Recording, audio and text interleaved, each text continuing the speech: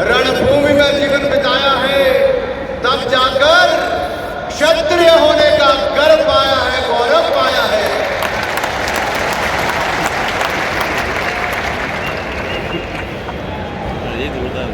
ऐसे युग पुरुष विरल ही होते हैं, ऐसे युग पुरुष विरले ही होते हैं जो देवस्थान के इतने वर्षों के बाद भी समुदाय के इतने सारे लोगों को एक साथ जोड़ पाने में और समाज को एक सूत्र में बांधने पर अपना सामर्थ्य हो, और सामर्थ्य किसी और का नहीं, स्वर्गीय धन सिंह जी का ही हमारे आदरणीय धन सिंह। और मैं ये कहूँगा, आदरणीय धन सिंह जी ने क्षत्रिय युवक संघ की स्थापना राजपूत युवकों के अंदर ऐसे संस्कारों को भरने में, ऐसे चित्र निर्माण में उनकी बहुत बड़ी भूमिका रही।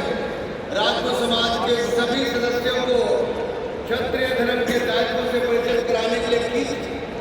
उन्होंने अपने त्याग और तपस्या से संगठन को इतना मजबूत बनाया कि 70 वर्ष बाद भी लगातार बढ़ते हुए समाज और राष्ट्र सेवा में समर्पित स्वयं को तैयार करने का कार्य ये लगातार चल रहा है। वही क्षत्रिय युवक, वे श्री क्षत्रिय युवक संघ के रूप में क्षत्रिय समाज की युवा पीढ़ी को धर्म, संस्कृति, राष्ट्र और मानवता के कल्याण में नियोजित करने का मार्ग बनाया। आज यहाँ जब मैं आप सबके बीच में खड़ा हूँ तो एक बार दिमाग में कौन रही कि कुछ तो बात होगी। हम मैंने तभी तो कहा गया कि रघुकुल रीत सदा चली आई, प्राण जाए पर वचन न जाए। हमारी यही कमिटमेंट, हमारी यही प्रतिबद्धता, यही जज्बा हमारी पहचान है कि जब जब इस भारत भूमि को अपने सपूतों की जरूरत पड़ी तो खून का एक एक कतरा बहाकर हमने अपनी मातृभूमि का गौरव बढ़ाने का कार्य किया है। बोलो रघुनंदन श्री रामचंद्र की जय। गौरव, क्षत्रिय होना गौरव की बात है। वास्तव में क्षत्रिय भी एक धर्म है। हमारा इतिहास रहा है कि देश और समाज की रक्षा करने के लिए अपना सर्वस्व न्यौछावर कर दिया।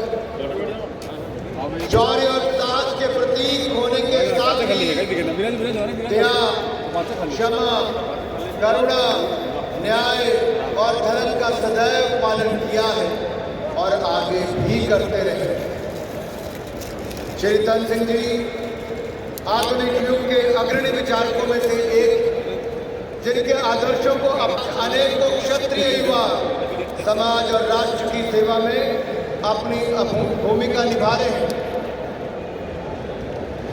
श्री क्षत्रिय युवक संघ के संरक्षक माननीय भगवान सिंह जी का संघ में योगदान अत्यंत महत्वपूर्ण रहा है और मुझे पूर्ण विश्वास है आप आगे भी अपना आशीर्वचन, मार्गदर्शन हमें सदा देते रहेंगे। किसी भी समुदाय और समाज का पूर्ण विकास तब तक संभव नहीं है जब तक महिलाओं और पुरुषों दोनों का समान रूप से अवसर न प्रदान किया जाए। हाल ही में देश ने अपना 75वां गणतंत्र दिवस बहुत ही धूमधाम के साथ मनाया और इस गणतंत्र दिवस में धूम किसी की रही तो भारत की नारी शक्ति की रही है। केवल भारत की नहीं, पूरे विश्व के लोगों ने ये देखा कि किस तरह से भारत की बेटियों ने थल, जल, नभ और अंतरिक्ष में लोहा मनवा रही। हमारी तीनों सेनाओं के अग्रिम मोर्चों पर देश की बेटियां हैं।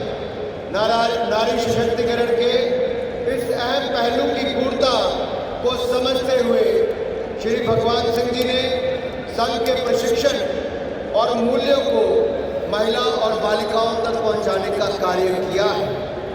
बालिकाओं के बीच आपने जाकर जो चहुमुखी विकास के लिए प्रशिक्षण शिविर लगाने शुरू किए वो अत्यंत प्रशंसनीय है। क्षत्रिय धर्म क्या है? श्री राम और गौतम बुद्ध जैसे क्षत्रिय वर्ण के वीरों ने कौन से धर्म का पालन किया था?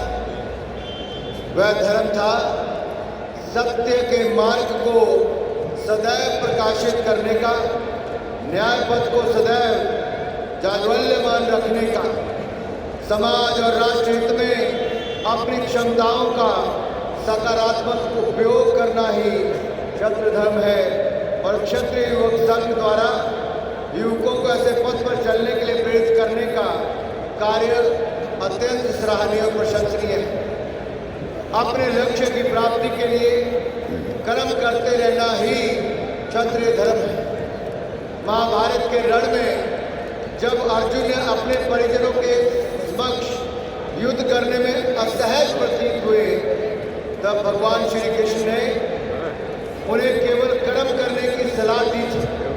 कर्म करना देश के युवाओं के लिए इसलिए ही अत्यंत महत्वपूर्ण है और युवाओं की राष्ट्र निर्माण में योगदान और भी महत्वपूर्ण आज के समय है, जब हम अमृत काल से स्वर्णिम काल की यात्रा में जाएंगे।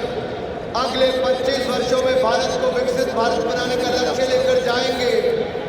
तो श्री धन सिंह जी ने इसे इतने वर्षों पूर्व ही पहचान लिया था। भारत, जिसे युवाओं का देश कहा जाता है, जिसकी शक्ति देश के युवाओं में निवास करती है, उसके उज्जवल भविष्य और भारत को लक्ष्य प्राप्ति के लिए ये कार्यभार भी उन्होंने देश के युवाओं पर ही बांध डाला था।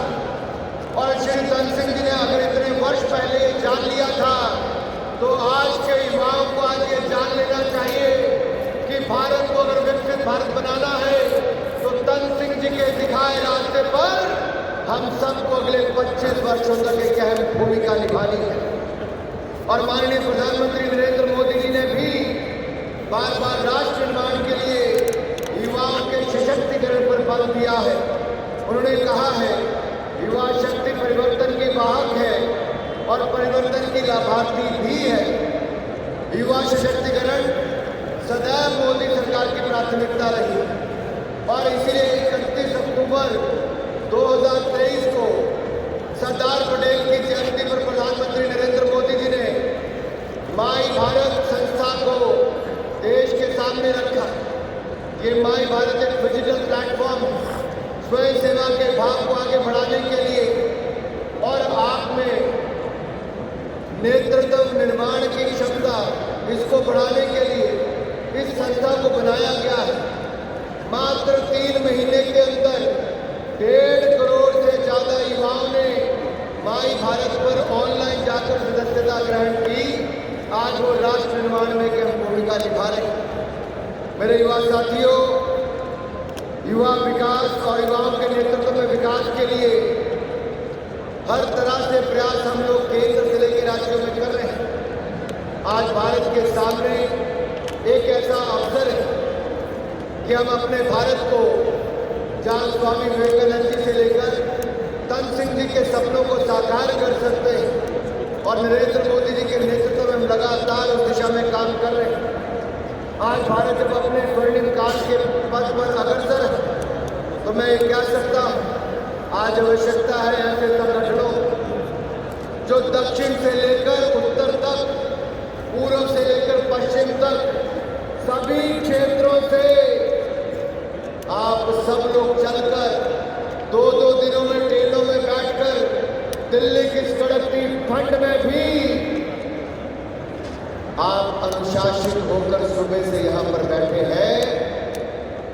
ये दिखाता है धन सिंह जी ने कैसी सेना तैयार की और कैसे विचार सबके बीच में भरे 70 वर्षों में जिन्होंने किया, आज वो हम सबको आगे बढ़ा रहा है। आज जब भारत आगे बढ़ रहा तो मैं इतना ही अंत में कहूँगा, ज़्यादा समय नहीं लूँगा। मैं उन युग प्रवर्तक पूज्य धन सिंह जी को उनकी 100वीं जयंती पर उन्हें नमन करता हूँ।